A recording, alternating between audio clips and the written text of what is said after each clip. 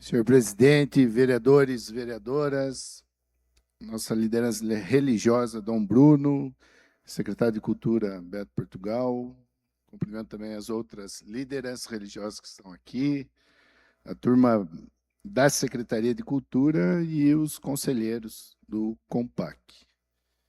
Eu sou membro da Comissão de Redação, Legislação e Justiça, e apresentei parecer contrário à admissibilidade desse projeto. Nós somos em 5 membros, eu mais o doutor Eric, assinamos esse parecer contrário. Eu gostaria de ler ele aqui, até para esclarecer, né, com nitidez a constitucionalidade desse projeto, que na nossa leitura e interpretação da Constituição Federal, não é nenhuma interpretação forçada, é inclusive baseada em fatos e na letra da lei. Então, o projeto aqui, o 232, com todo respeito do vereador pastor Ezequiel, o projeto estabelece que nenhum procedimento administrativo de tombamento poderá ser concluído sem referida anuência, justificando a medida na salvaguarda da liberdade religiosa e do direito de propriedade, artigos 3 e 5 do projeto de lei.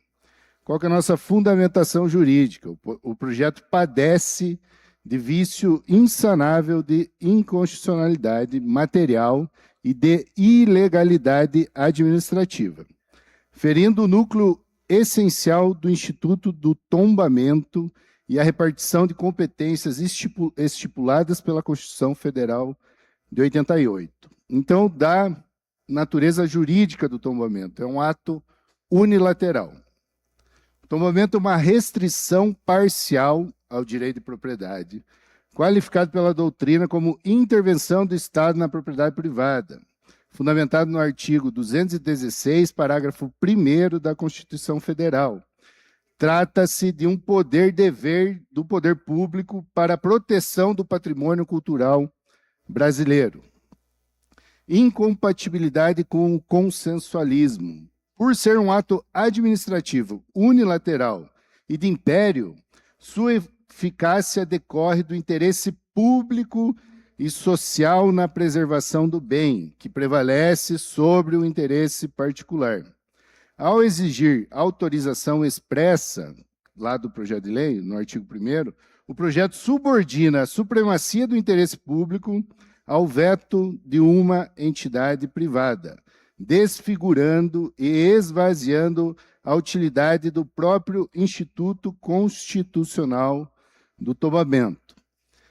Da violação ao direito à cultura, artigo 215 e 216 da Constituição Federal. A Constituição impõe ao Estado o dever de proteger as manifestações culturais e os bens de valor histórico, artístico e arqueológico.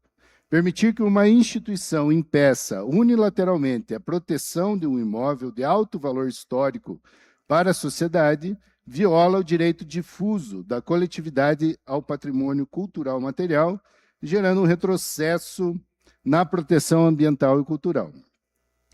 Do equívoco quanto à extensão dos direitos invocados, da liberdade religiosa e propriedade. O artigo 5º do projeto evoca a liberdade religiosa para fundamentar a restrição. Contudo, o STF possui entendimento firmado de que o tombamento não veda o exercício do culto, não altera a titularidade da propriedade e não impede o uso do imóvel.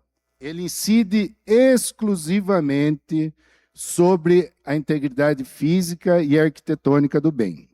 Eventuais conflitos entre adaptações litúrgicas e preservação devem ser dirimidos no processo administrativo individualizado, e não por meio de blindagem legal genérica. Do vício de competência legislativa. A competência para legislar sobre a proteção ao patrimônio histórico, cultural e artístico é concorrente entre União, Estado e Distrito Federal, artigo 24, inciso 7º da Constituição Federal, cabendo aos municípios a proteção do patrimônio local.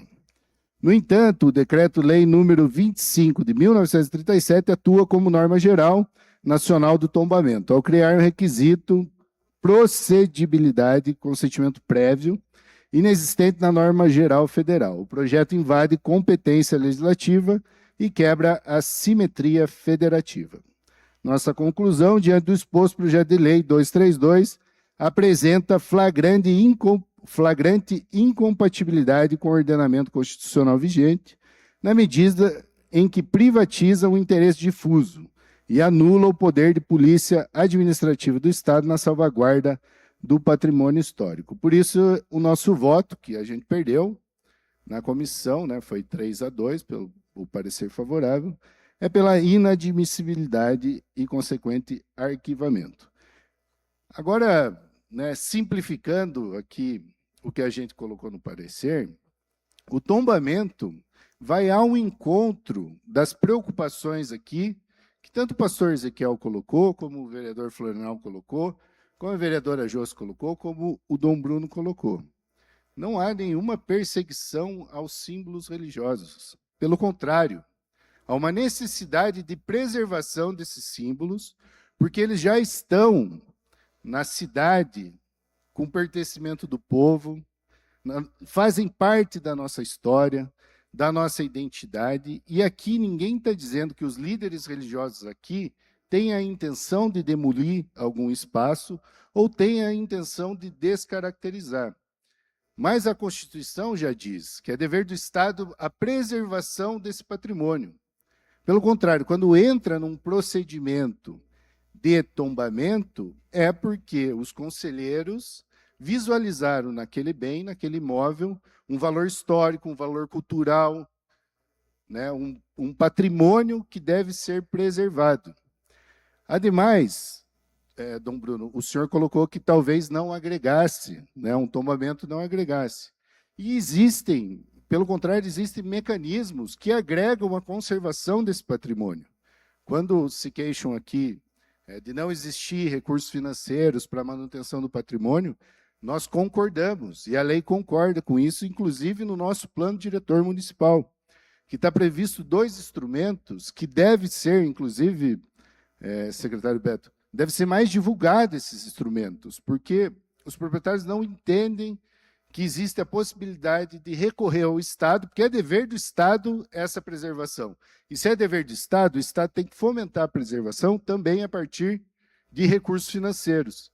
Existe um instrumento que se chama outorga onerosa, que é disponibilizado para os proprietários, mediante projeto, um recurso para manutenção, para melhoria do bem. E o outro é a venda do potencial construtivo dessas edificações. Por exemplo, se num local o zoneamento permite que se suba 4 andares, o proprietário, para subir mais 2, ele compra o potencial construtivo da catedral, vamos dizer, que poderia subir, acho que 8 andares, e esse recurso é usado, inclusive, para preservar o patrimônio que foi tombado. Então, não criemos falsas polêmicas de que o tombamento é um processo de perseguição, que é um processo de interferência naquele imóvel público. Não, aqui a gente está entendendo que aquele imóvel tem um alto valor de preservação e o Estado tem o dever de preservar esse patrimônio. A gente não pode legislar a partir das intencionalidades ocasionais, né, de conveniência. A gente não pode aqui legislar sabendo que o Dom Bruno não tem essa intenção. A gente tem que legislar a partir dos princípios do interesse coletivo e do que a gente quer manter na cidade. E, infelizmente, em Ponta Grossa, nós temos péssimas experiências de imóveis que não foram tombados e tinham um valor cultural, arquitetônico imenso, faziam parte da nossa cidade, da nossa história. Nós tivemos grandes arquitetos modernistas em Ponta Grossa e temos poucos imóveis tombados. Ou seja, o meu filho, os nossos netos não terão a oportunidade, o privilégio de conviver com aquele patrimônio que era nosso.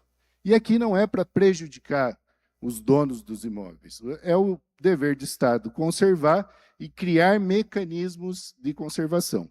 Por isso, a nossa compreensão desse projeto que fere a Constituição, que já está previsto, o tombamento da Constituição, e eu adianto aqui que votarei contrário, inclusive usando o argumento do vereador Divo, que é muito bom. Quando a gente vai visitar outras cidades, outros municípios, outros países, o primeiro local que a gente visualiza é aquele patrimônio... Minuto para encerrar, vereador. Muito obrigado, senhor presidente. É aquele patrimônio que está ali, histórico, e invariavelmente são igrejas. Pela contribuição, por exemplo, da Igreja Católica na construção dessas sociedades. Né? A gente se referencia em Ponta Grossa a partir das igrejas. Isso é um reconhecimento do papel da Igreja Católica, inclusive, na construção do patrimônio da cidade de Ponta Grossa. Eu sei aqui que não há interesse privado de nenhum padre, nem do Dom Bruno, nem de algum pastor, mas a gente pode ampliar esse debate para nós conservarmos a nossa identidade. Muito obrigado, senhor presidente. Obrigado.